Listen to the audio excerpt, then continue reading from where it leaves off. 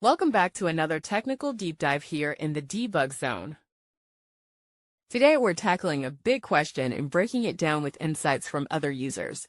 Hopefully this clears up some misconceptions and helps you get the answer you need. So buckle up, stay a little curious, and let's jump right in.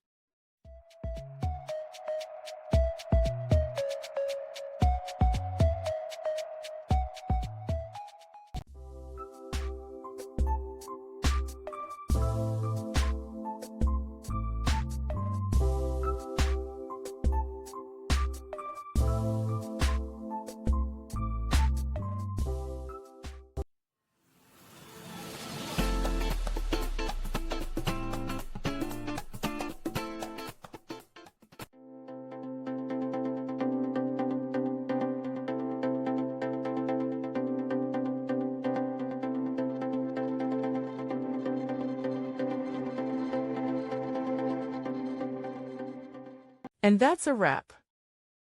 I hope you found the answer you were looking for. If you did, take a second to hit that subscribe button. It really helps out.